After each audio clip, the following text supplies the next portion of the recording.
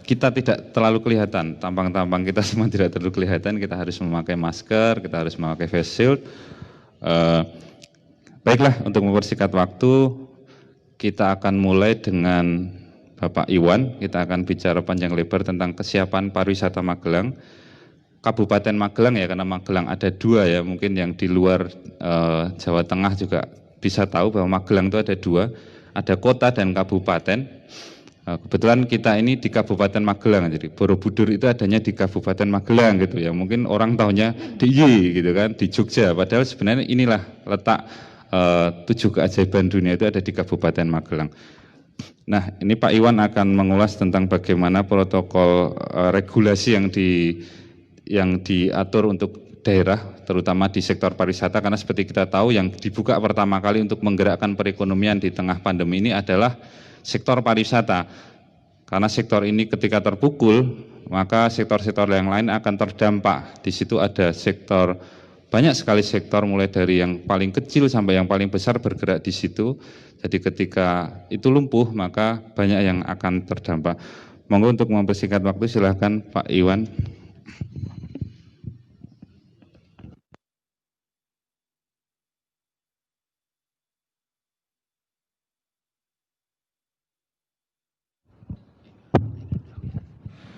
Terima kasih moderator dari Harian Jogja, para pemirsa live talk show online, para narasumber yang kami hormati, bahwa dengan judul hari ini sangat menarik, semangat baru pariwisata Kabupaten Magelang di era pandemi. Sebagaimana kita tahu bahwa sektor pariwisata mungkin salah satu sektor yang sangat terpukul dengan adanya pandemi COVID-19. Kita tahu di pariwisata ini orang harapannya selalu berkumpul, dalam tanda kutip senang-senang, bahwa mereka dengan kegairahan, kemeriahan untuk berkumpul, untuk bertemu, berjalan-jalan. Nah, di era pandemi itu hal-hal tadi mungkin menjadi sesuatu yang dibatasi, bukannya tidak boleh. Jaga jarak, harus tidak boleh berkerumun, kemudian di transportasi juga dibatasi. Kemudian orang juga mau datang pasti dengan protokol-protokol tertentu. Nah, sektor pariwisata merupakan salah satu sektor yang paling terdampak, paling terpukul dengan pandemi COVID-19 ini. Tetapi dengan adaptasi kebiasaan baru yang segera dilakukan, new normal ini, masa transisi menuju new normal, Kabupaten Magelang berusaha untuk menyiapkan. Kita berharap bahwa ekonomi pariwisata mulai tumbuh dan bergerak, tetapi tetap dalam suasana yang produktif dan aman. Ini menjadi bagian penting. Jadi menyeimbangkan bagaimana ekonomi tetap bergerak, adaptasi kebiasaan baru terus berjalan, tetapi juga kondisinya tetap harus aman dari COVID-19. Oleh karena itu, di Kabupaten Magelang ingin kami sampaikan kepada para pemirsa, kepada juga moderator, bahwa di Kabupaten Magelang ini ada 210 daya tarik wisata, yang mulai dari yang besar sampai yang kecil. Yang paling mungkin daya tarik utama tadi seperti disampaikan adalah Candi Borobudur. Dan kalau kita lihat sebetulnya kita punya candi itu banyak, ada 14 candi yang ada di Kabupaten Magelang. Salah satunya Candi Borobudur sebagai daya tarik utama. Tetapi Candi Borobudur bukan satu-satunya daya tarik yang ada di Kabupaten Magelang. Ada 210 daya tarik yang lain yang ada di Kabupaten Magelang. Saat ini di awal masa transisi adaptasi kebiasaan baru new normal ini, sudah banyak daya tarik wisata yang dibuka. Candi Borobudur sudah dibuka walaupun pasti secara bertahap dan terbatas. Karena kita menginginkan bahwa di setiap daya tarik yang dibuka, dengan izin dari Bupati Magelang selaku Ketua Gugus Tugas, sudah mempertimbangkan banyak aspek, dan aspek pentingnya yang disampaikan nanti oleh Bu Retno, Kepala Dinas Kesehatan, adalah gambaran epidemiologis yang memang menunjukkan bahwa apa di suatu tempat itu aman atau tidak, apakah memungkinkan atau tidak. Saat ini yang sudah mendapatkan izin dari Bupati sudah puluhan dan masih terus berjalan itu. Sampai dengan catatan kami yang terakhir ada kurang lebih 14 yang sudah buka, mulai dari Candi Borobudur, Candi Mendut, Candi Pawon, kemudian Punduk Setumbu, Bukit Rema, Ketepas, Jurang Jeru mulai buka. Kemudian juga ada masih banyak lagi yang mereka terus buka. Desa wisata terus dilakukan. Tadi kalau ditanya apa yang dilakukan, geliatnya seperti apa? Di 20 desa wisata baru saja kita lakukan di bulan kemarin kegiatan bersih, indah, sehat, aman, bisa.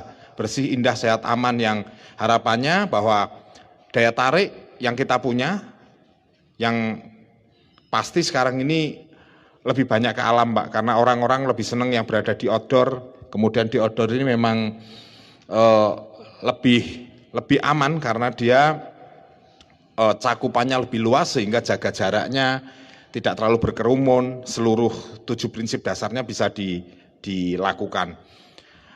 Di gerakan bersih, indah, sehat, aman ini kita pengen bahwa daya tarik yang kita punya itu memang betul-betul layak dari berbagai aspek termasuk kebersihannya, keindahannya, kesehatannya, keamanannya.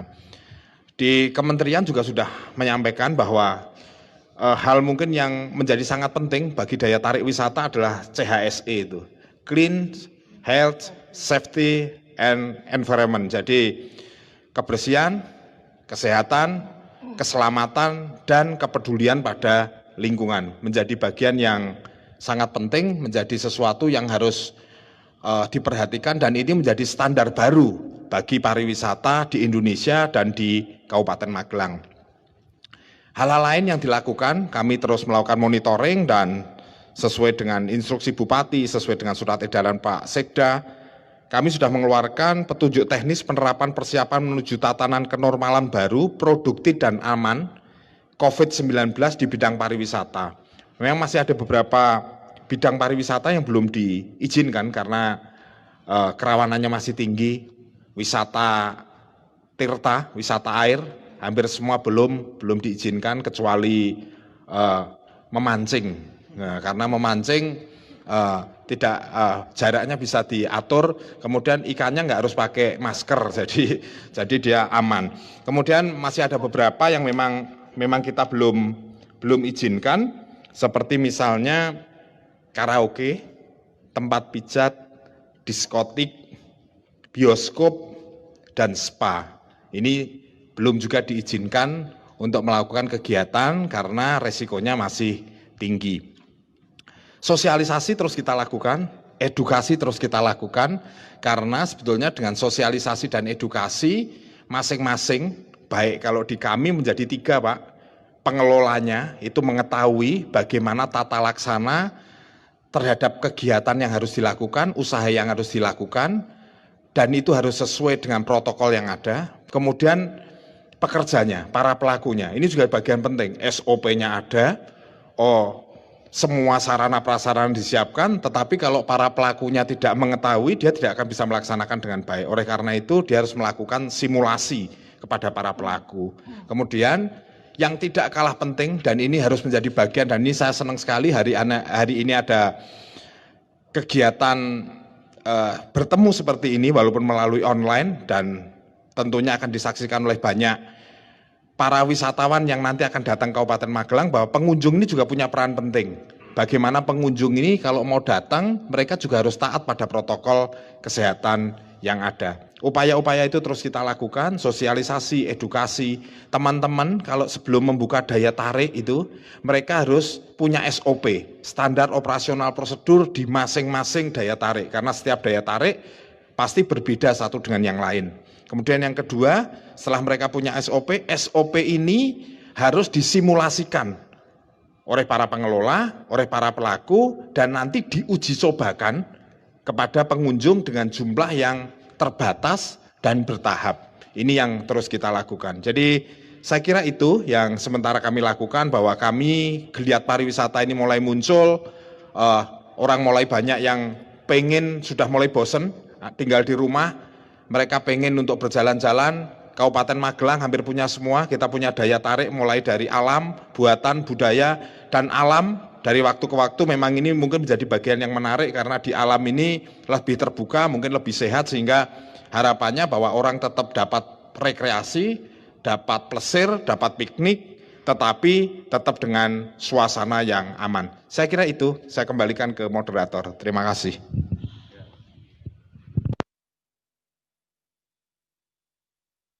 Ya, terima kasih Pak Iwan, menarik sekali yang disampaikan. Ternyata ada 214 destinasi wisata, 210 dan baru 14 ya Pak ya yang sekarang diizinkan untuk dibuka. Ada beberapa yang masih belum bisa diizinkan. Nah ini Pak, tapi yang perlu kita yakinkan bahwa berkunjung di 14 destinasi wisata yang sudah dibuka itu benar-benar dijamin aman untuk wisatawan yang mau datang ke sana. Itu mungkin bagaimana bisa disampaikan Pak Iwan, bahwa di situ betul-betul protokol sudah diterapkan gitu. Jadi nggak usah khawatir gitu. Ngajak keluarga main ke destinasi wisata di Magelang itu aman gitu. Di situ pasti dijamin nggak mungkin ada klaster baru gitu ya. Nggak bisa sih dijamin ya Pak ya. Tapi paling tidak meyakinkan wisatawan bahwa berkunjung ke ada 214 yang dibuka baru 14 dan itu pas dari 214 sudah disaring sedemikian banyaknya, sudah diperhitungkan sedemikian banyak, bahkan hanya 14 yang dibuka gitu. Silakan Pak Iwan. Ya, terima kasih. Jadi kami membuka ini sangat selektif. Bapak Bupati selaku Ketua Gugus Tugas sebelum membuka itu ada kajian-kajian yang dilakukan, kajian epidemiologis, kemudian kesesuaian secara teknis, apakah memang di lokasi-lokasi itu sudah dilakukan tadi yang saya sampaikan, SOP-nya apakah sudah ada, 7 prinsip dasarnya itu harus terpenuhi, pengecekan suhu tubuh, penggunaan masker, cuci tangan dengan sabun atau hand sanitizer, disinfektasi secara berkala, penerapan jaga jarak minimal 1 meter, menghindari kerumunan, dan yang tidak kalah penting, yang ke-7 ini, disiplin mematuhi protokol kesehatan. Apapun yang dilakukan, SOP diri-diri, simulasi juga sudah dilakukan, uji coba sudah dilakukan, kalau semua tidak disiplin ya pasti sangat sulit. Nah, untuk menunjukkan bahwa pembukaannya itu dilakukan dengan sangat matang, terbukti tadi bahwa dari 210 daya tarik yang kita punya, sampai saat ini baru 14 yang mendapatkan izin. Artinya mereka memang yang siap, itulah yang dibuka. Kita tidak mau gegabah, kita tidak mau serampangan, kita harus matang untuk membuka, karena begitu ada kejadian yang tidak kita inginkan, itu tidak terantisipasi dengan baik, akan menjadi sangat sulit itu untuk mengembalikan kepercayaan publik terhadap tempat wisata itu, sehingga kita sangat hati-hati. Oleh karena itu tadi disampaikan bahwa sebelum dibuka mereka harus punya SOP, mereka harus melakukan simulasi, mereka harus melakukan uji coba, dan pembukaannya secara bertahap. Di setiap tempat menjadi berbeda-beda. Nanti mungkin Bu Kadinkes bisa menyampaikan. Di suratnya Pak Bupati akan disampaikan, dia buka dengan maksimal sekian persen, itu 25% dari kapasitas yang sudah dilakukan dengan bertahap. Ada yang maksimal 50% dari kapasitas, itu pun dilakukan secara bertahap, mulai dari 10%, 20%, 30%, dan seterusnya. Artinya bahwa setelah semua siap, itu baru daya tarik itu dibuka. Apakah selalu ada kemungkinan tadi ada penularan? Nah, kita melakukannya dengan antisipasi yang terbaik. Karena kalau kita mengatakan bahwa tidak mungkin terjadi, potensinya pasti ada gitu, potensinya, karena ketemu orang begitu semakin banyak interaksi, semakin banyak kunjungan, semakin banyak kerumunan, semakin banyak aktivitas, ada kemungkinan potensi. Nah, tugas kami meminimalisir potensi-potensi yang mungkin menimbulkan gangguan tadi, agar itu tidak terjadi. Nah, salah satunya ya dengan menerapkan sesuatu yang memang rigid di situ. Saya kira itu. Oke, ya. Jadi bagi yang pengen berwisata di Kabupaten Magelang, ini sudah dijamin oleh Pak Iwan. 14 ini sudah menerapkan uji coba 2 kali Pak ya. Kalau 2 kali itu masih belum berhasil ya tidak boleh dibuka. Gitu.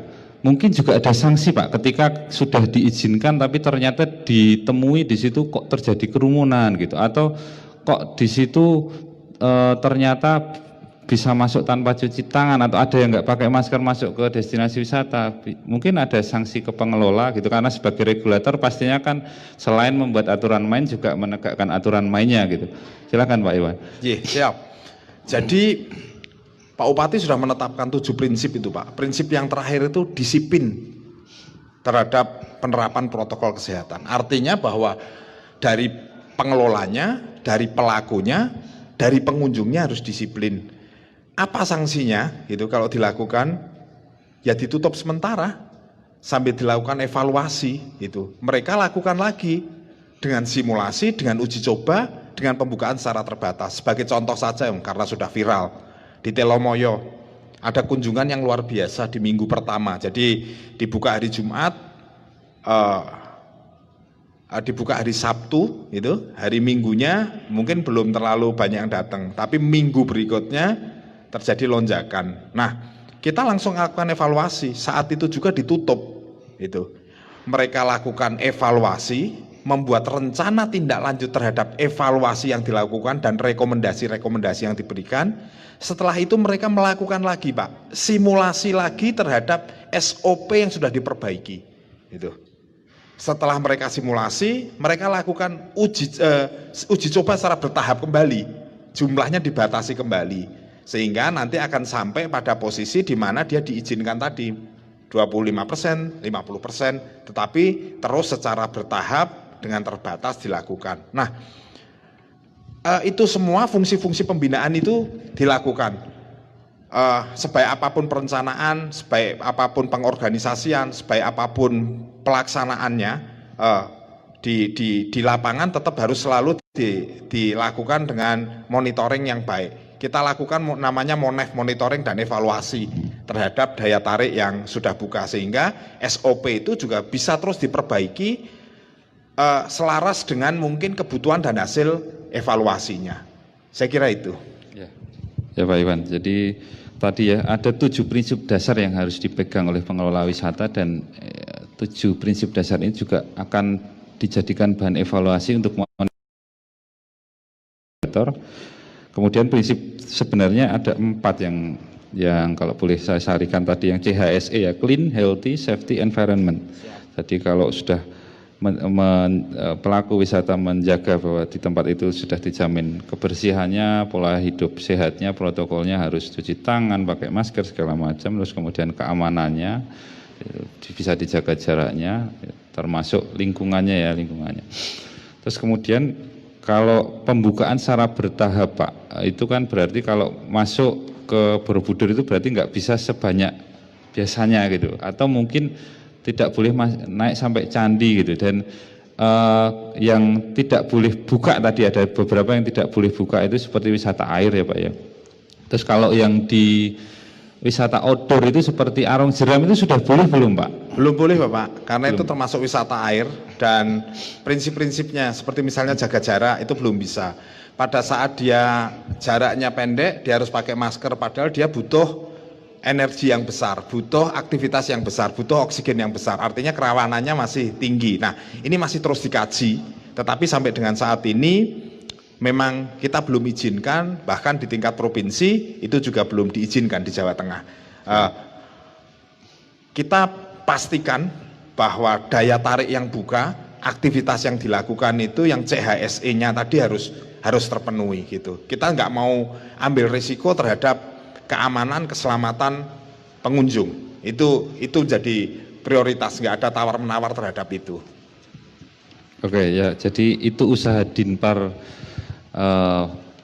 Pora ya Pak, singkatannya Dinparpora ya. Disparpora, Dinas Pariwisata, Kepemudaan dan Olahraga. Dan mungkin satu sedikit saja, teman-teman di masa pandemi ini bukan berarti mereka berhenti aktivitasnya. Aktivitasnya sekarang ini menjadi aktivitas untuk penyiapan, inovasi, kreativitas terhadap hal-hal baru yang ada di daya tariknya. Saya kira itu. Terima kasih. Ya, terima kasih Pak Iwan.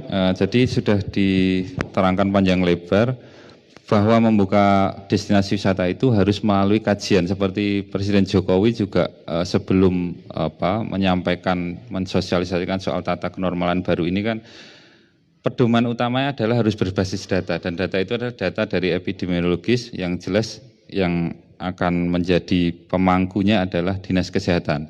Jadi kalau Bu Retno mungkin nanti bisa menjelaskan, menyambung dari Pak Iwan, sebenarnya apa sih yang harus diperhatikan? Ada berapa sektor yang urutannya tahapannya dibuka? Karena kalau yang kita tahu yang pertama pariwisata dulu, kemudian nanti baru yang terakhir pendidikan gitu ya. Setahu kami ya, nanti mungkin ada sektor apa saja dan selama ini sudah seperti apa sih pengajuan izinnya, permintaannya? Ada berapa yang mengajukan, terus kemudian berapa yang sudah oleh Dinas Kesehatan sudah disetujui untuk bisa dibuka atau sudah layak untuk dibuka?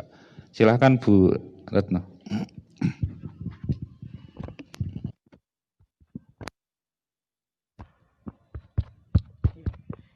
Terima kasih waktunya, Mas Popon. Assalamualaikum warahmatullahi wabarakatuh. Ya, jadi menyambung tadi penjelasan dari Kepala Dinas Pariwisata dan Parpora untuk potret kesehatan di Kabupaten Magelang, terutama yang berkaitan dengan pandemi COVID ini. Memang sampai hari ini, pagi ini, itu kita mempunyai 19 kasus konfirmasi. Bagi kami 19 itu termasuk tinggi karena kita pernah pada angka tinggal 2. Berharap tadinya itu langsung 0 ya. Oh, iya. Tapi ternyata ada penambahan dan penambahan ini berasal dari mana? Sebagian besar karena pelaku perjalanan dan juga tracing dari kontak erat kasus itu sendiri. Gambarannya seperti itu. Nah, bagaimana kaitannya dengan usaha wisata tadi yang disampaikan bahwa tidak hanya usaha wisata di Kabupaten Magelang itu setiap kegiatan yang mendatangkan kerumunan orang itu harus mengajukan izin dulu, izin kepada Bapak Bupati. Kemudian Bapak Bupati akan menugaskan kami, terutama dari Dinas Kesehatan untuk membuat kajian epidemiologis. Nah, dasar kami melakukan kajian epidemiologis ini mengacu kepada BNPB meliputi 15 indikator. Nah, dari situ nanti bisa kita ketahui skor dari wilayah pengaju pemohon tersebut. Apakah kondisi aman, apakah berisiko. Nah, kemudian kami akan mengusulkan rekomendasi kepada Bapak Bupati kegiatan tersebut bisa atau belum dilaksanakan berdasarkan hasil kajian-kajian itu. Ya, kalau bisa dilaksanakan, apakah bisa diikuti oleh kebutuhan atau kuota yang ada di situ, ataukah harus 25%, harus 50%?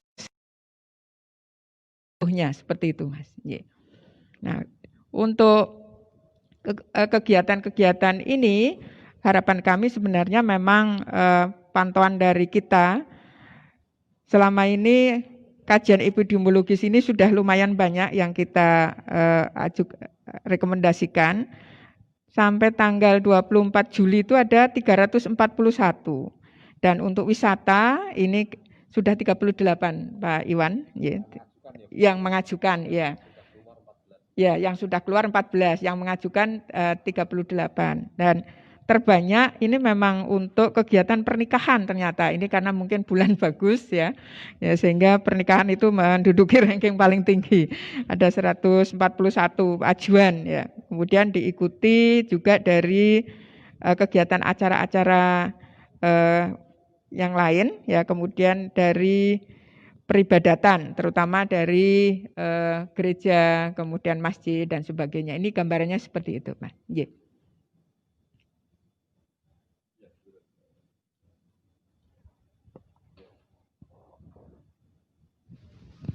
Ya, Bu Retno.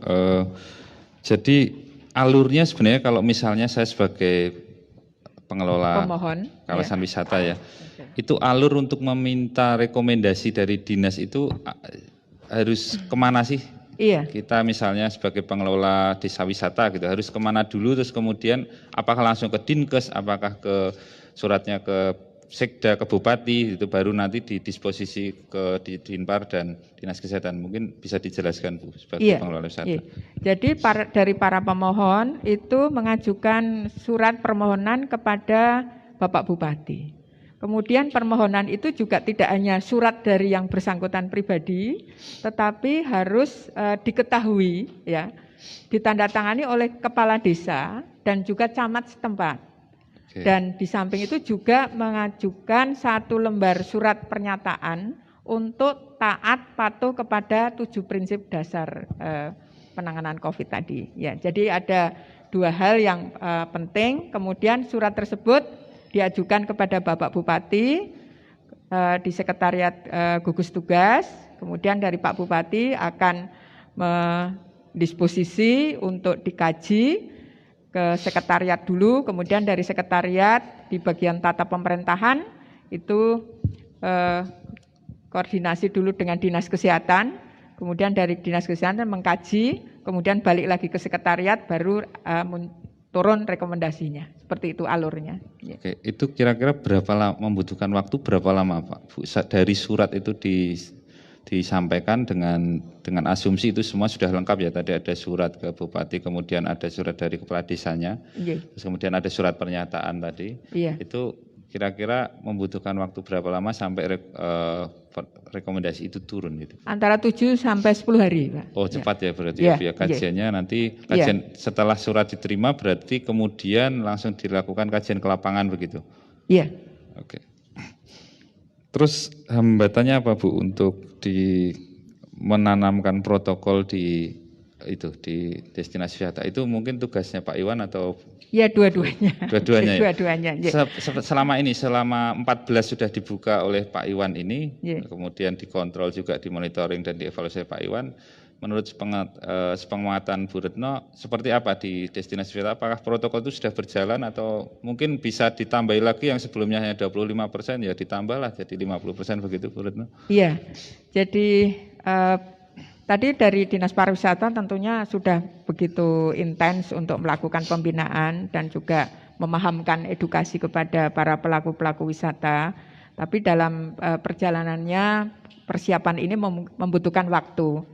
Terutama mungkin kalau dari pengelolanya sudah menyiapkan segala sesuatunya. Namun yang kami lihat atau kami pantau kadang-kadang dari para pengunjung. Kepatuhan terhadap penggunaan masker ini juga masih belum bisa 100% gitu ya. Kemudian juga jaga jarak. Ya, jaga jarak ini kadang-kadang kalau pas selfie itu lupa kalau harus jaga jarak seperti itu. Nah, ini kemudian kalau ukur suhu itu di pengelola sudah dilakukan. Kemudian juga cuci tangan, mungkin juga hand sanitizer atau tempat-tempat cuci tangan mungkin itu Pak Iwan yang mungkin perlu ditambahkan di titik-titik yang strategis dan juga mudah dicari ya. Sehingga mungkin ada tetapi masih terbatas jumlahnya. Nah, ini yang perlu kita tambahkan agar mudah dicari seperti itu. Kemudian kalau kita juga akan mengevaluasi dari kondisi kesehatan masyarakat di wilayah-wilayah lokasi wisata ini. Apakah muncul kasus baru? Apakah aman-aman saja? Nah, kalau ada kasus baru, ini segera kita informasikan agar kita evaluasi bersama apakah tetap bisa berlanjut kegiatan-kegiatan ini ataukah perlu dikaji ulang seperti itu. Oke Bu Retno, menarik ini. Jadi ketika dalam sebuah satuan terkecilnya ditemukan kasus di kecamatan gitu, maka desa ya, lingkupnya desa. Ketika satu desa itu ada satu kasus positif, langsung ditutup atau gimana Bu? Enggak, tentunya kita akan koordinasi dulu, akan kita evaluasi kasus ini juga penyebabnya apa. Yang bersangkutan mendapat katakanlah kena virus ini di mana? Ya, ini juga akan kita evaluasi dulu dengan kita tracing. Nah, kalau memang itu sangat berisiko tinggi terhadap lokasi wisata, ya kita sarankan untuk ditutup. Gitu. Oh gitu. Jadi di tracing dulu ya Bu. Ya. Jadi kalau ada bersinggungan dengan destinasi wisata yang ada di desa itu ya bisa dimungkinkan ditutup. Tapi kalau itu misalnya pelaku perjalanan yang tidak ada hubungannya atau dengan, kemungkinan kontak dengan masyarakat sekitar itu tidak akan ditutup ya Bu. Jadi itu untuk pelaku wisata mungkin ya bisa tenang ya. Jadi yang penting menjalankan protokol CHSE dijalankan. Yakinlah kalau nanti hasil evaluasi monitoring mungkin akan malah sebelumnya hanya diizinkan 25%, bisa dinaikkan ya Bu ya. Iya, bisa seperti dan itu. Harapannya nanti segera ekonomi daerah sekitar tergerak. Tapi kalau melihat animo yang disampaikan Pak Iwan tadi, kayaknya 3 bulan masyarakat mengurung diri itu muncul euforia ketika lihat di medsos, kemudian wah ini Telomoyo kok sudah banyak sekali pengunjungnya, minggu berikutnya kemudian semua orang ke sana gitu ya. Jadi ini barangkali yang memang menjadi pekerjaan berat untuk Dinas Pariwisata juga untuk mengontrol bagaimana manajemen visitor ya Pak ya, visitor manajemennya. Jadi itu mungkin yang salah satu rekomendasi yang dikeluarkan oleh Dinas Kesehatan seperti itu, Bu. Sampai ke detail berapa sih yang dibolehkan untuk destinasi wisata yang luasannya seperti ini, modelnya ada ruangan yang bisa dimasuki atau begitu, seperti itu Bu. Iya. Oke, barangkali dari Bu Retno itu tadi sudah disampaikan. Mungkin yang jadi pertanyaan adalah rekomendasi apa yang paling sulit Bu untuk dikeluarkan misalnya, atau pusat perbelanjaan atau di pasar gitu, yang detail yang harus diperhatikannya itu lebih banyak gitu. Pasar atau gimana Bu? Yang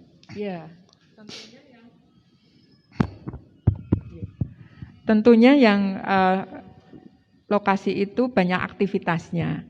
Jadi seperti mall, katakanlah seperti Artos ini, itu kan banyak pasar itu, itu kan banyak titik-titik, banyak objek-objek yang mungkin berbeda-beda ada di situ. Nah ini yang kita harus betul-betul teliti, detail juga bagaimana pengelolaan di masing-masing ini.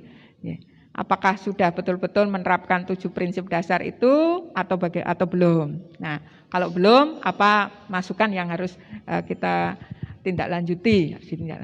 Kemudian juga kayak pasar itu kan terdiri dari sama dengan wisata ya. Ada pengelola pasar, ada pelaku pasar. Pelaku pasar itu ada pedagang, ada pembeli, ada juga tenaga-tenaga yang bekerja di kegiatan pasar itu. Nah, semuanya itu kan bisa memberi kontribusi terhadap sehat atau belumnya lokasi itu, atau aman atau belumnya dari COVID. Ya, Bu Retno. Jadi ada 15 indikator yang akan dikaji sesuai panduan dari BNPB ya. Nanti kalau memang itu memenuhi syarat akan diberikan rekomendasi. Terus yang menarik adalah ini kan yang paling banyak permohonan rekomendasi untuk diizinkan adalah pernikahan ya Bu ya. Dan pernikahan pastinya akan berentetan dengan honeymoon atau bulan madu, pastinya pengen berwisata juga gitu. Jadi mungkin nanti akan bertambah lagi Bu permintaan rekomendasinya begitu. Oh iya bisa jadi. Terus sebenarnya Bu, status Kabupaten Magelang itu kalau secara keseluruhan secara umum itu apa Bu? Zonanya zona merah? Bukan. Jadi berdasarkan indikator dari BNPB yang dikeluarkan BNPB melalui Bersatu Lawan COVID itu, Kabupaten Magelang itu masuk zona kuning. Zona kuning. Iya, zona kuning itu. Artinya masih ada kasus positif aktif ya Bu? Masih ada kasus. Ya. 19 tadi ya? Iya. Oke, Bu Retno, sudah banyak sekali yang disampaikan tadi. Bagaimana alurnya untuk meminta rekomendasi dari Dinas Kesehatan. Kita akan beralih ke pembicara selanjutnya dari Bu Ilus ya mungkin ya, bisa menjelaskan kesiapan pelaku usaha yang berhubungan dengan pariwisata, karena ini adalah hotel dan convention juga dekat dengan mall, pusat perbelanjaan, jadi di situ pastinya melibatkan mobilitas warga yang begitu banyak gitu, jadi mungkin malah disinilah titik kontak yang dimungkinkan pelaku perjalanan, karena hotel ya, jadi di situ pelaku perjalanan mobilitasnya sangat tinggi, orang ke mall itu paling ya mungkin 4 jam itu udah bergonta-ganti orang, kalau pengunjung, kalau pengelola pastinya ya itu saja, mungkin berganti shift kalau untuk di pusat perbelanjaan sehari 2 kali 3 kali gitu, tapi kalau pengunjung itu kan sehari bisa banyak sekali yang datang ke situ. Mungkin bisa dijelaskan apa yang sudah dipersiapkan di hotel atau di ruang pertemuan, ataukah sudah boleh digunakan untuk meeting atau MICE gitu. Silakan Bu Ilus. Selamat pagi audiens dari acara Semangat Pariwisata di Magelang. Terima kasih kepada Harjo yang sudah memfasilitasi, kemudian terima kasih juga kepada narasumber. Yang paling tepat adalah Pak Iwan dan Ibu Retno. Kami berdua dengan BPD hanya sebagai garnisnya ya Pak. Mungkin tentang semangat ini kalau boleh kami jelaskan dulu bahwa hotel ini menjadi satu sektor yang paling terkena dampaknya. Jadi ketika pandemi ini datang di bulan Maret, itu kami juga satu tim langsung memberikan atau memetakan tentang challenge atau tantangan kita dalam 2 tahap, yaitu challenge yang paling pendek itu diantaranya adalah otomatis okupansi langsung nyungsep ya Pak. Kemudian di situ juga ada akibat daripada okupansi itu tentunya ada price war. Nah itu semua menimpa di kita, tapi kita tetap menyambutnya itu dengan satu tantangan yang pendek tersebut. Kemudian kalau tadi pertanyaan dari Bapak bahwa apa yang kita lakukan saat itu untuk menghadapi short term challenge ini, kita mengikuti protokol yang dilakukan atau diinstruksikan oleh Dinas Kesehatan, gitu ya. Dan kemudian berlanjut yang saat ini menjadi 7 prinsip dasar itu. Jadi ketika itu Maret ya langsung kita mengadakan briefing kepada karyawan, training kepada karyawan apa yang harus dilakukan sehingga yang saat itu disebut droplet itu tidak sampai menimpa karyawan dulu. Karena dalam hotel itu kan karyawan adalah orang pertama yang akan berinteraksi dengan karyawan lainnya. Dan dalam hal ini karena okupansi masih rendah, waktu kami cukup untuk mempersiapkan itu, baik secara alat ataupun briefing-briefing selanjutnya. Nah kemudian pemetaan yang kedua itu menurut saya challenge-nya adalah secara long term. Secara long term itu nanti behavior customer atau kebiasaan customer itu akan berbeda ya Pak. Yang dari dia wisata senang kerumunan itu menjadi wisata ke alam gitu. Tapi tentunya dengan situ kita juga masih punya harapan bahwa mall masih menjadi tujuan utama ya. Kalau enggak nanti nangis kita. Jadi wisata alam, kemudian dine in. Jadi challenge yang berikutnya nanti dine in itu akan menjadi surut ya. Tapi kita tetap optimis. Jadi yang orang biasanya dine in ke restoran akan menjadi makan take away atau order ya Pak. Gitu. Kemudian ibu-ibu, bapak-bapak yang tadinya tidak masak, sekarang akan belajar masak karena waktunya banyak di rumah seperti itu. Tapi itu pun hotel tetap akan juga mengantisipasi bagaimana sehingga tidak istilahnya itu tidak mati suri ya Pak. Itu. Kemudian challenge jangka panjang berikutnya adalah perception, ekspektasi atau trend. Jadi perception itu adalah ketika tamu masuk ke hotel harus mempunyai persepsi bahwa hotel itu sudah siap dengan semua protokol tersebut.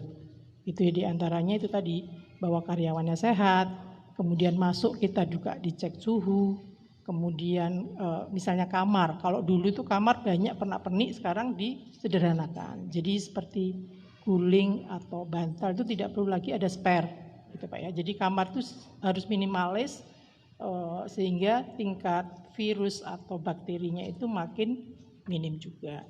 Kemudian tren ke depan yang seperti dari saya sampaikan itu ya Pak, jadi pikniknya itu mungkin akan small group gitu ya, pakai kendaraan pribadi atau bahkan pakai yang semacam VW kecil-kecil gitu ya, jadi hanya berkelompok kecil.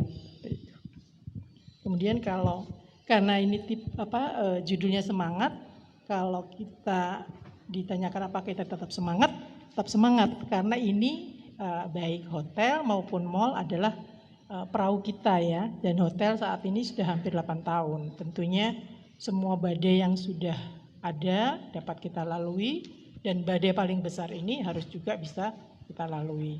Cara menyemangati kita ke karyawan adalah dengan memberikan pendidikan atau training tadi ya Pak ya, atau updating yang paling baru tentang kesehatan, tentang ekonomi, tentang pariwisata tentunya gitu.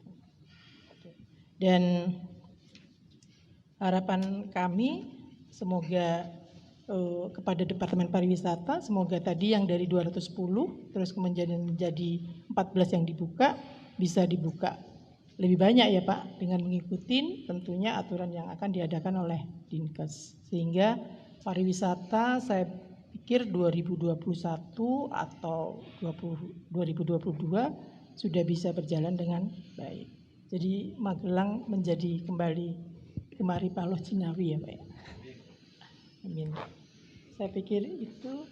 Oh ya Bu Ilus, apakah ruang misalnya tadi kan musimnya musim nikah ya Bu, apakah boleh sekarang di hotel orang untuk menyelenggarakan resepsi pernikahan begitu Bu? Jadi itu bagian dari Ilus. tantangan kita yang tadinya wedding itu mungkin 500, Ya. 1000, ini hanya dibatasi, kami masih ngikutin peraturan lokal atau peraturan daerah, jadi maksimum yang kita bisa terima adalah 50 dengan mengikuti protokol COVID tentunya. Gitu ya. Oke. Jadi kami selaku hotel bekerja sama dengan WO, wedding organizer untuk melakukan itu. Jadi kita disiplinkan yang datang dan disiplinkan pula tugas kita yang melayani.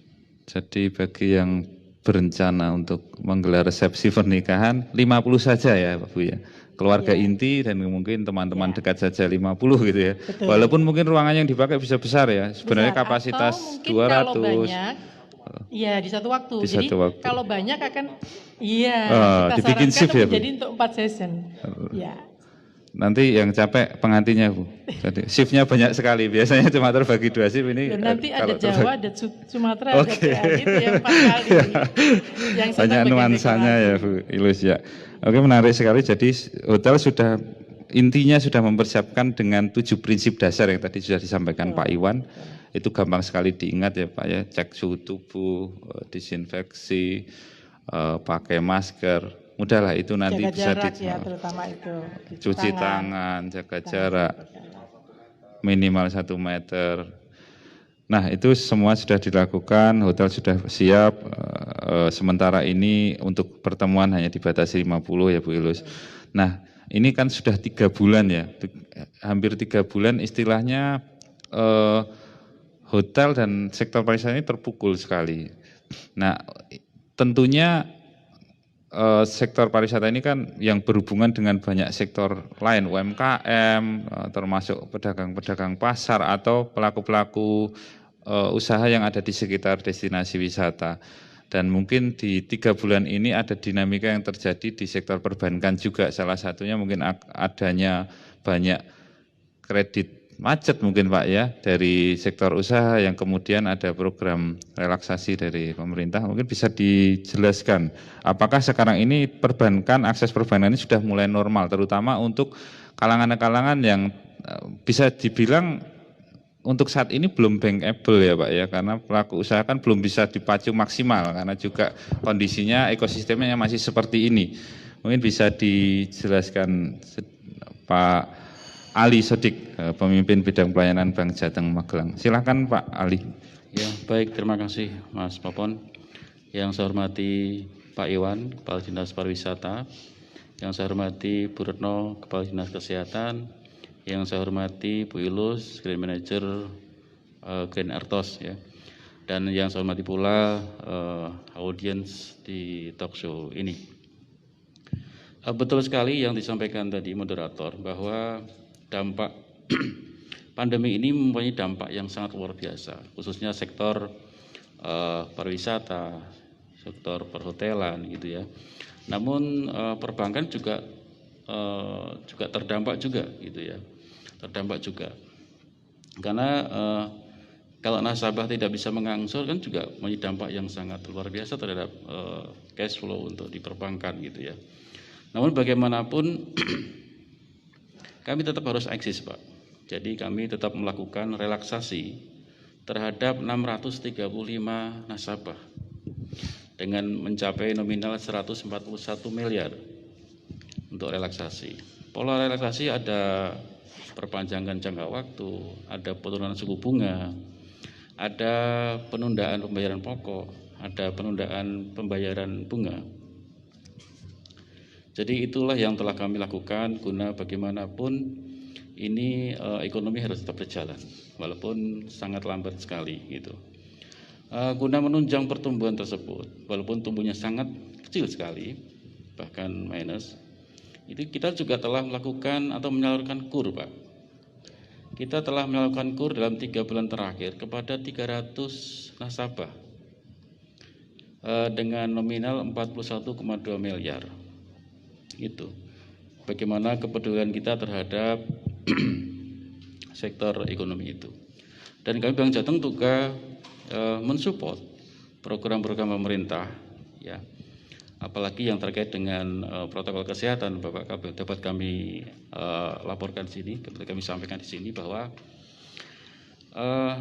di kantor kami sediakan tempat cuci tangan, ya. Jadi di tempat cuci tangan pada saat nasabah masuk juga kita ada pengukuran suhu tubuh.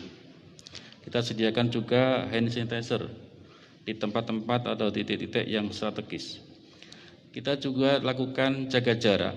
Untuk di tempat duduk nasabah itu kita atur juga jaga jaraknya minimal 1 meter.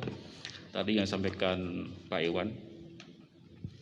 Kita juga lakukan pemasangan pembatasan yang pada saat kontak petugas kami dengan nasabah ada pembatas itu, ya, kayak akrilik depan itu. Ada tabirnya ya? Iya, ada tabirnya, betul.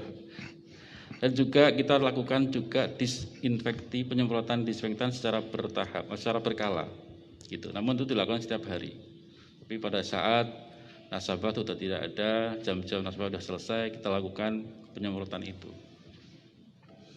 Dan kita lakukan juga menghindari kerumunan, gitu. Jadi pada saat meeting pun kita juga lakukan penataan meja, penataan kursi juga kita lakukan. Jadi kita patuhi betul program-program dari pemerintah kabupaten yang pemangku wilayah lokal, gitu, Pak.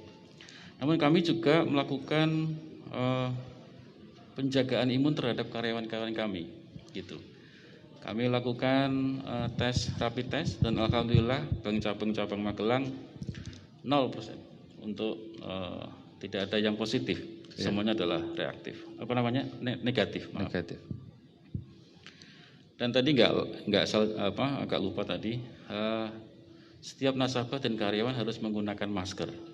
Jadi pada saat ada nasabah yang masuk tidak pakai masker, kalau stok masih ada kita kasih, kalau enggak ya tidak boleh masuk, gitu, Pak. Tadi yang terakhir adalah untuk poin adalah disiplin. Jadi setiap hari kita lakukan doa pagi itu kita tekankan terus bagaimana kita untuk mematuhi protokol kesehatan itu. Dalam kondisi seperti ini pun kami juga peduli terhadap lingkungan, Bapak Ibu. Kami melakukan bantuan-bantuan sembako terhadap masyarakat sekitar, terhadap Gojek online, terhadap masyarakat yang membutuhkan. Jadi itulah wujud kami di Bank Jateng. Wujud kami dalam mensupport program pemerintah Kabupaten Magelang adalah kita telah membantu 219 juta dari 430 lebih support kita pada pemerintah Kabupaten Magelang. Mungkin itu Mas Popon yang dapat kami sampaikan. Ya, Pak Ali Sodik, jadi sudah beberapa hal dilakukan oleh Bank Jateng, terutama untuk mitigasi resiko terjadinya bisa dibilang klaster bank, gitu, jangan sampai terjadi. Jadi ya, memang lini pertama adalah seperti di hotel tadi adalah karyawan hotel dulu, dijaga dulu, di bank pun demikian, di semua pelaku usaha begitu, jangan sampai justru malah subjek pelaku usahanya yang tidak dijaga, dia menjaga orang lain pengunjung tapi dirinya sendiri tidak dijaga. Jadi yang pertama, lini pertamanya adalah itu. Dan kemudian ada beberapa hal yang sudah dilakukan seperti relaksasi untuk 600 nasabah dan kemudian menggelontorkan KUR untuk UMKM yang nilainya mencapai 41,2 miliar. Untuk mengajukan KUR ini apakah masyarakat atau calon nasabah ini syarat-syarat untuk mengkaji kelayakan usahanya lebih susah dari sebelum pandemi, Pak? Lebih detail lagi enggak, Pak? Saya kira sama saja, kalau persyaratan kan sama saja. Jadi sama saja, dan kebetulan kita punya program membantu pemerintah, atau KUR adalah program pemerintah. Jadi turunnya juga sesuai dengan kuota yang diajukan, bukan depending, tapi adalah penundaan sesuai dengan kuota-kuotanya. Gitu. Kita punya suku bunga yang sangat kompetitif untuk penyaluran KUR tadi. Itu untuk syaratnya sama saja biasa, tidak ada syaratnya yang sama saja. gitu. tidak kemudian jadi agak sulit karena di tengah pandemi kan usaha juga belum bisa dipacu seperti ketika kondisi normal begitu Pak Ali. Tidak Pak, sama saja.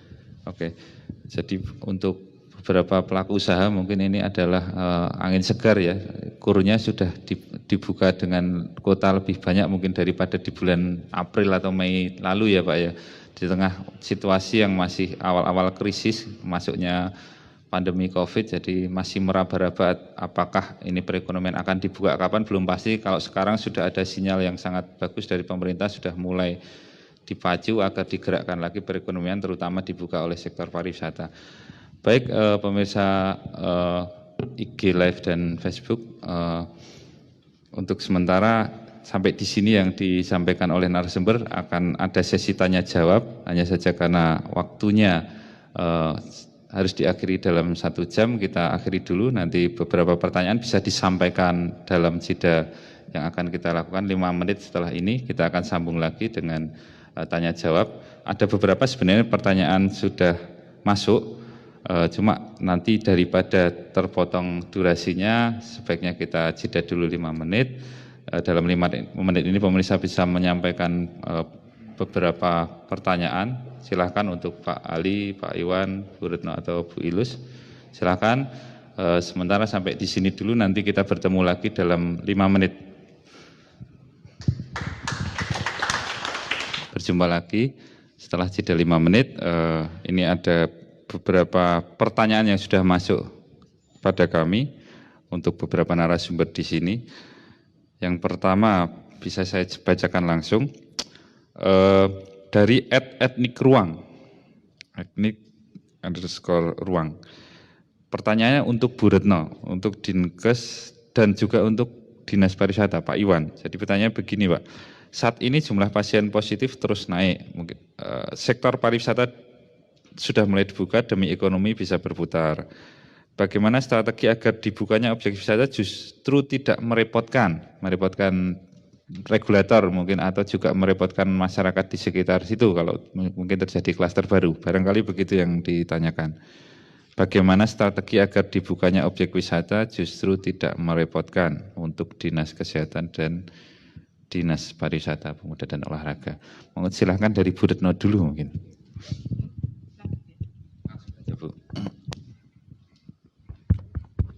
Terima kasih pertanyaannya. Jadi kalau kami dari Dinas Kesehatan tetap mendukung usaha-usaha di sektor wisata ini tetap secara bertahap berkesinambungan untuk kembali pulih. Namun kita memang harus mengikuti aturan-aturan yang berlaku agar kasus COVID ini tidak nambah, kan seperti itu. Nah, antisipasinya pertama kita lakukan terus edukasi, sosialisasi kepada siapapun.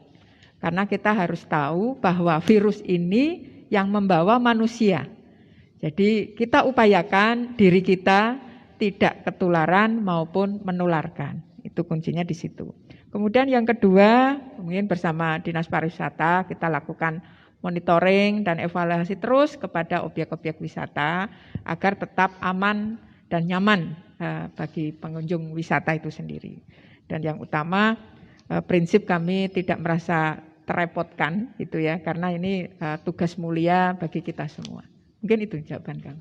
Oke, betul. Pak Iwan mungkin Pak Iwan.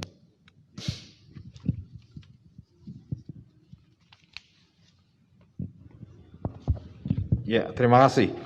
Tadi sudah dijawab dengan sangat jelas oleh Bu Kadinkes bahwa semua upaya dilakukan. Harapannya bahwa tatanan menuju kenormalan baru yang produktif dan aman itu betul-betul dijaga oleh semua.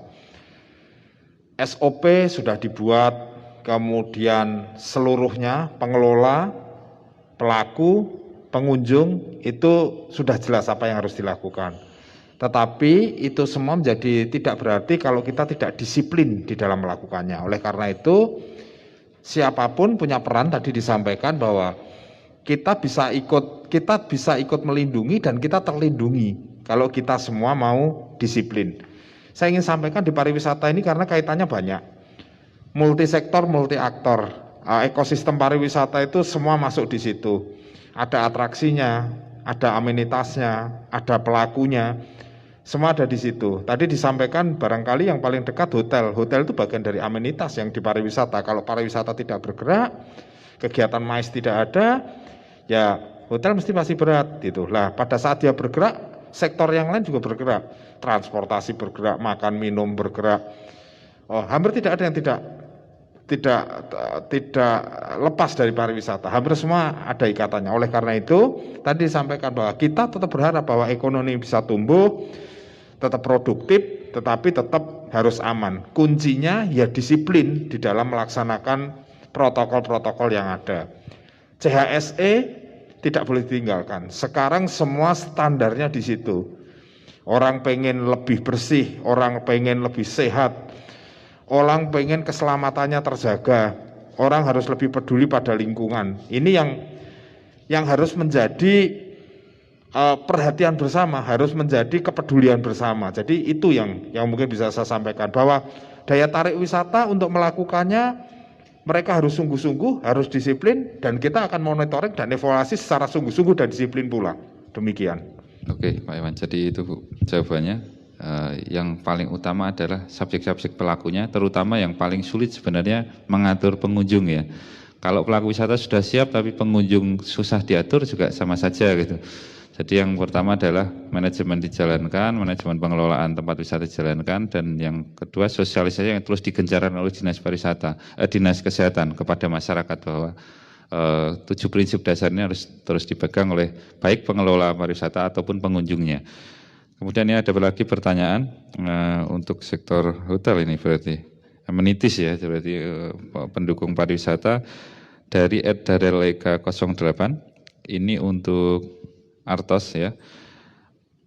Apakah ada antisipasi jika ada tamu rombongan yang ingin datang ke hotel, dan seperti apa jika pengunjung ini pengen datang rombongan gitu?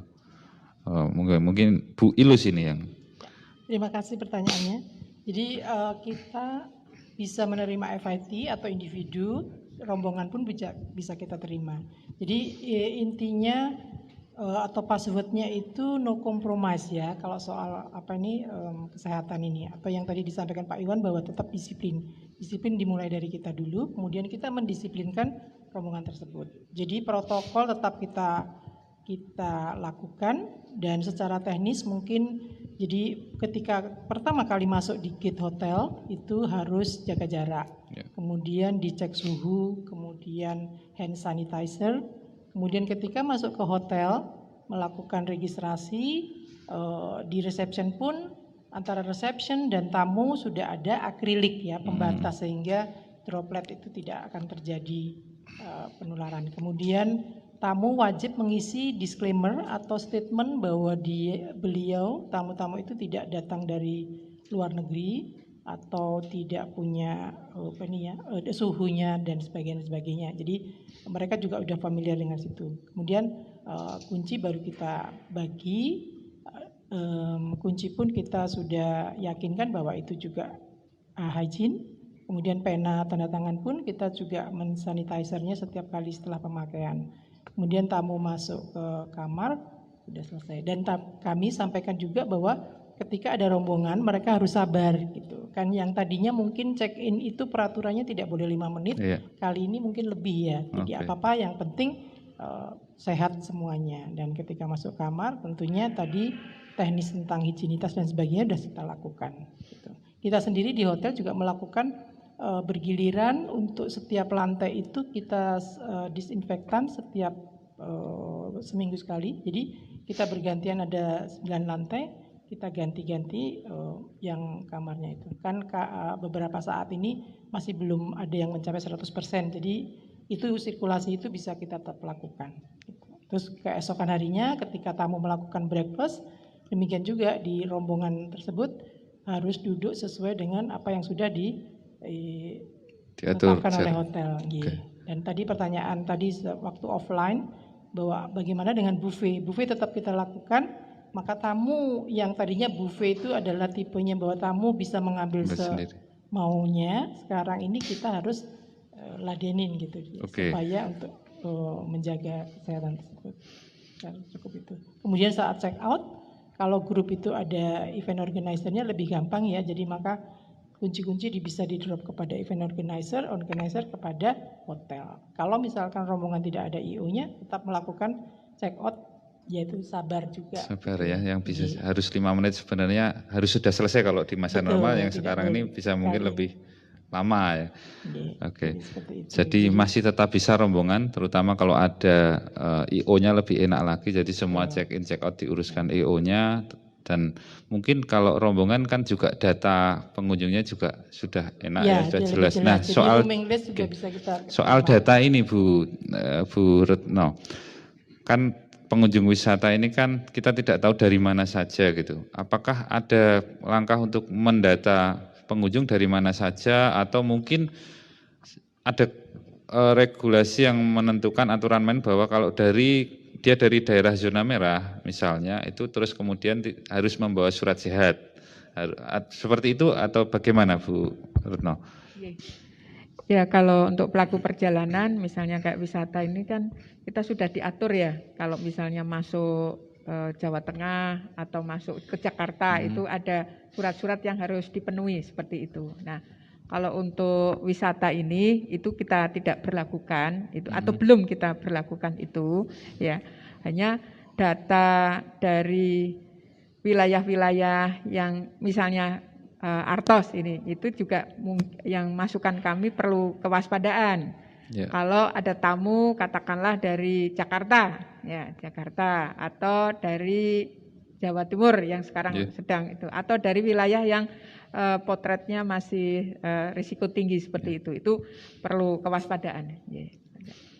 Oh iya Bu Retno, apakah hotel dan pusat perbelanjaan ini termasuk objek yang menjadi surveillance dinas kesehatan? Misalnya data tamu itu nanti harus diserahkan ke Dinkes, gitu tidak Bu Ilus atau Bu Retno?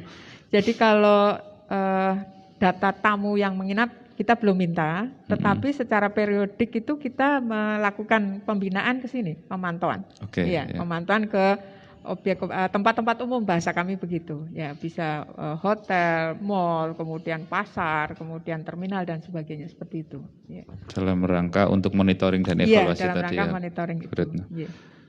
Ya, pemirsa, ini ada lagi pertanyaan untuk tidak disebutkan, tapi ini malah bertanya dari dinas mana ini. Jadi begini, dari @ningrum ya. Ini Pak Bu, di tempat wisata kan biasanya banyak warung makan atau tempat jual cindera mata. Mereka apakah juga wajib meminta rekomendasi? Kalau iya, dari dinas mana? Dinasnya tadi kan surat ke Bupati ya Bu, ya tadi disebutkan, tapi kepadanya itu serahkannya kemana gitu Bu itu? Kalau itu apakah dia juga harus minta rekomendasi? Misalnya pelaku usaha warung kecil-kecil di sekitar tempat wisata, itu yang ditanyakan itu. Terima kasih. Pak Iwan. Nanti mungkin dilengkapi Bu Retno. Jadi begini, semua kegiatan usaha yang ada di Kabupaten Magelang, semua kegiatan dan usaha yang ada di Kabupaten Magelang itu pada prinsipnya harus memohon izin kepada Pak Bupati selaku Ketua Gugus Tugas. Yang di dalamnya tadi bahwa permohonannya itu harus diketahui oleh Kepala Desa atau Lurah dan Camat. Di situ lampirannya ada kesanggupan untuk melaksanakan 7 prinsip dasar, karena menunjukkan bahwa dia ada kesungguhan untuk melakukan prinsipnya semua. Lah tadi ditanya, kalau amenitas itu sudah menjadi satu bagian dari daya tariknya, ya dia tidak minta izin sendiri. Sebagai contoh begini, di dalam yang paling gampang lah di candi gitu, dia kan juga ada kegiatan amenitas yang ada di situ. Kalau dia sudah menjadi bagian dari itu ya tidak, dia sudah menjadi satu. Tetapi kalau dia berdiri sendiri di luar ya dia harus minta sendiri, karena dia tidak menjadi satu bagian dari pengelolaan oleh daya tarik wisatanya. Itu jadi itu yang membedakan. Nah, pada saat seperti itu dia harus mengajukan kemana? Kepada Ketua Gugus Tugas, kepada Pak Bupati sama Pak. Hanya nanti distribusinya itu tergantung kepada sekretariat untuk mendistribusikan, apakah ke Dinkes nanti koordinasinya dengan pariwisata, Dinkes koordinasinya dengan UMKM, Dinkes koordinasinya dengan yang mana, itu nanti di internal gugus tugas yang akan melakukan. Saya kira itu, ya. Oke, ini ada lagi pertanyaan. Ini malah ke perbankan ini, khusus Bank Jateng dari Mbak Atlialia. apakah Bank Jateng punya program khusus buat para pelaku wisata karena libur lama? Ini bikin kami tidak punya penghasilan. Padahal kita harus mulai bergerak saat ini. Begitu Pak Ali Sodik. Silakan Pak Ali Sodik.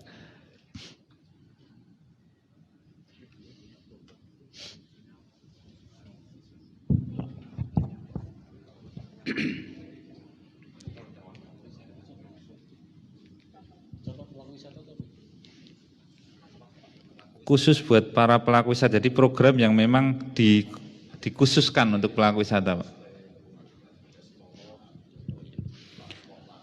Oh, ya. Kalau pelaku wisata yang dimaksud adalah seperti homestay, apa namanya, tempat daya tarik wisata, catering atau apa ya, masuk juga ya Pak ya. Rumah makan itu bisa barangkali bisa kita masukkan dalam UMKM. Kita punya program itu dan sekarang baru gencar-gencarnya kita ke situ. Menggunakan pola KUR itu sangat masuk sekali. KUR itu bisa sampai ke 500 juta. Oh, maksimal 500 juta plafonnya ya? Iya. Dan itu bisa meningkat nanti ketika cash flow-nya terbukti bagus gitu, betul, Pak Ali. Betul, iya. Nah itu bunganya sekompetitif apa Pak untuk KUR saat ini? Sangat kompetitif sekali. Jadi itu kan program pemerintah. Bunganya sampai dari 6% kira-kira sampai 9% ya. 9% ya? Oh 6% bunganya. 6% sekarang ya? Oke. Jadi tidak ada masalah untuk akses perbankan ya? Apalagi terutama untuk sektor UMKM yang betul itu sekali. Menjadi tumpuan, pariwisata ini menjadi tumpuan UMKM. Sebetulnya perbankan itu kan tangan panjang dari pemerintah. Bagaimana betul. Pemerintah punya kebijakan terhadap ekonomi, maka melalui tangan perbankanlah program-program itu dapat capai sasaran. Nah, ya, terima kasih Pak Ali. Ini ada lagi pertanyaan dari @Justin buat Pak Iwan, ini pertanyaan Pak Iwan. Aturan ke depan buat renang apa ya yang ada saat ini? Kalau hotel apakah ada statement khusus ataukah boleh renang atau enggak kalau di hotel? Oke, terima kasih. Seperti yang saya sampaikan tadi, sampai dengan saat ini dengan petunjuk teknis penerapan persiapan menuju tatanan kenormalan baru, wisata air belum boleh Pak, termasuk kolam renang, karena resikonya masih sangat tinggi dan pasti itu akan selalu dievaluasi. Tetapi sampai dengan saat ini, termasuk di tingkat provinsi pun, untuk wisata air ini kita belum izinkan. Wisata air di sini ya termasuk ada arung jeram, ada tubing, ada misalnya kolam renang, ada misalnya yang bersaing waterboom. Seperti itu kita semua belum izinkan. Pokoknya wisata air itu yang diizinkan baru satu Pak, memancing. Saya ulangi lagi jadi itu. Karena gampang, karena mudah membuat jarak ya Pak ya. Orang mancing kalau deg-degan juga enak, nggak enak nanti. Terus dia anteng juga Pak, dia mancing nggak lari-lari dia, mancing anteng di situ. Iya. Ini ada lagi pertanyaan dari @erawan sakti. Ini soal transaksi ya, karena apapun virus itu tidak berpindah, yang berpindah itu manusianya dan mungkin benda-bendanya yang dipindahkan gitu. Jadi pertanyaannya begini, penggunaan uang tunai dianjurkan untuk dikurangi, tapi belum banyak masyarakat familiar dengan uang tunai. Apakah Bank Jateng ada program khusus? Jadi saya yang punya warung ini juga bisa membantu mengurangi penularan virus corona dengan lebih banyak pakai uang tunai. Oh mungkin uang non tunai ya yang dimaksud. Jadi apakah bisa mensupport untuk jual beli non tunai di pelaku usaha? Baik, Bank Jateng sudah memiliki alat-alat pembayaran. Bank Jateng juga sudah mensupport program-program pemerintah terkait dengan NCT. Sudah beberapa tahun terakhir kita justru galakkan NCT ke beberapa wilayah di Jawa Tengah khususnya. Pertama kita menggunakan host to host. Yang kedua kita punya EDC. Yang ketiga kita punya agen laku pandai. Yang keempat kita punya ATM. Yang kelima kita punya internet banking. Itu adalah sarana-sarana pembayaran yang sifatnya non tunai. Jadi sangat membantu sekali program pemerintah, di mana pemerintah mulai akan mengurangi jumlah uang yang beredar secara fisik, gitu. Jadi Bank Jateng sangat punya itu, dan sekarang yang tengah kami galakkan, dan itu program dari OJK, adanya agen laku pandai. Di Bank Jateng itu sudah banyak yang memiliki mitra-mitra agen laku pandai, karena dengan transaksi di agen laku pandai itu mereka akan mempermudah segala macam pembayaran. Agen laku pandai kita hampir sama persis dengan menu yang ada di ATM, begitu. Dan untuk mitra-mitra yang menjadi agen laku pandai, apabila kita punya fee yang bagus, Pak, jadi pada transaksi di sana ada fee transaksi di sana, terus apabila 1 bulan itu mencapai 300 transaksi, nanti akan otomatis dapat reward dari kami. Jadi 301 ya, 301 transaksi akan dapat reward dari kami. Dan kita sekarang baru kita galakkan QRIS juga. Kita sudah siapkan di tempat-tempat yang mensupport itu. Contoh kemarin itu ada wacana bahwa di kantin-kantin itu bagaimana, apakah Bank Jateng siap misalkan pembayaran tidak menggunakan tunai? Siap. Jadi kita siapkan aplikasi khusus, nanti teman-teman mahasiswa itu membayar tidak harus dompet secara tunai, tapi cukup ditempelkan. Kita menggunakan kerjasama dengan OVO juga sudah lakukan, gitu Pak. Jadi sudah ada bisa NFC ya Pak ya?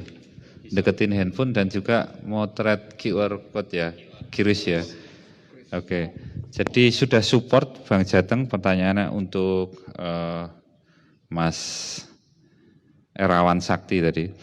Kemudian ada pertanyaan lagi ini untuk Bu Ilus ya. Bagaimana hotel meyakinkan calon tamu kalau hotel Artos ini aman? Karena saat ini promosi hotel murah dan nyaman sampai lelang, tapi tidak bisa meyakinkan kami. Maksudnya gimana? Mungkin saat ini promosi hotel banyak open room yang murah gitu Bu, terus kemudian sampai lelang-lelang untuk bisa mendapatkan keterisian okupansinya terpenuhi, tapi tidak bisa meyakinkan kami. Itu pertanyaan seperti itu Bu Ilus. Terima kasih pertanyaannya. Jadi protokol yang kita lakukan itu kita pasarkan melalui media sosial ketika beliau tidak ada di hotel. Kemudian akan melakukan yang seperti tadi saya sampaikan, suhu, ini apa ini? 7 prinsip dasar tadi ya Pak ya. 7 prinsip dasar itu kita lakukan. Kemudian banyak poster-poster juga di area-area tertentu, jadi dari mulai meeting room agar beliau tetap untuk mengingatkan gitu ya. Jadi dan dengan begitu kita bisa convince kepada tamu atau tamu yakin bahwa kita sudah melakukan protokol tersebut. Gitu. Silahkan untuk closing statement kepada pemirsa, apa yang perlu disampaikan bahwa kita ini semangat untuk membuka pariwisata di Magelang walaupun di era pandemi gitu Pak.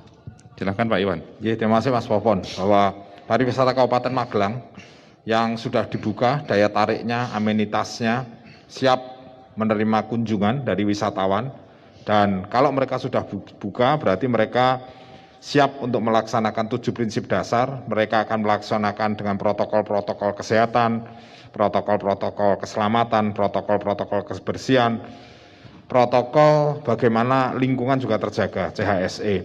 Kemudian kalau kami pasti ayo bersama-sama bahwa pengelola melakukan protokol dengan sebaik-baiknya sesuai dengan SOP, para pekerjanya melakukan dengan sebaik-baiknya, tetapi para pengunjung, wisatawan juga punya peran untuk itu. Oleh karena itu, supaya kita tetap aman, tetap nyaman, mari kita semua patuh, disiplin terhadap protokol-protokol yang ada. Memang tadi mungkin agak sedikit ribet, waktunya menjadi lebih panjang, tapi untuk keamanan bersama itu harus dilakukan. Karena hal-hal tadi menjadi sesuatu yang wajib bagi kita semua. Yang terakhir, dari sekian banyak yang ada, silakan datang, ayo ke Magelang saja. Matur nuwun. Silakan selanjutnya Bu Retno untuk closing statement-nya.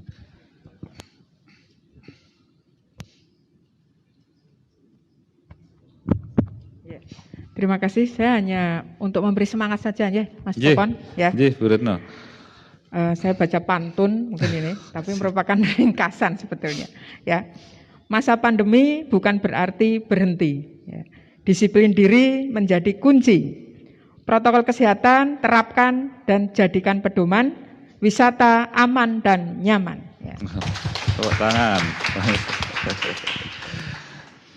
Menarik sekali pantunnya. Intinya bisa disimpulkan dari regulator sebenarnya 7 prinsip dasar yang harus diingat siapapun itu, baik pelaku usaha maupun masyarakat umum.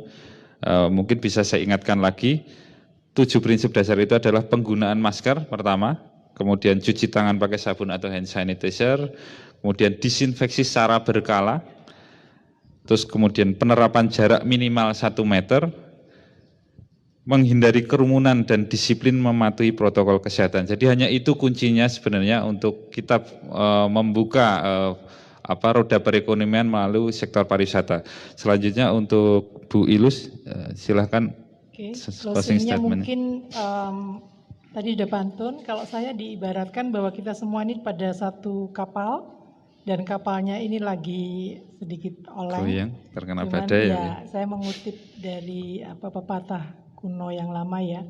Kalau kita menjalankan kapal itu dan kita tidak bisa melawan angin, maka kita harus menselarasakan layar kita. Oke. Jadi nanti sampai ke negeri tujuan tadi itu, negeri Magelang yang gemah ripah loh Cinawi. Amin. Tepuk tangan pemirsa.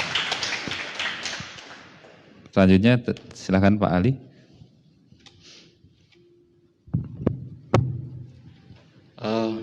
Terima kasih. Kalau Pak Iwan, Bu Retno, Bu Ilu sudah semangat, begitu kami perbankan pasti punya rasa kebanggaan, punya rasa optimis yang sangat tinggi, sehingga kami akan support program pemerintah dan program-program pemerintah kabupaten. Terima kasih. Ya, itu tadi closing statement dari narasumber kita kali ini, Pak Iwan, Bu Retno, Bu Ilus, dan Pak Ali.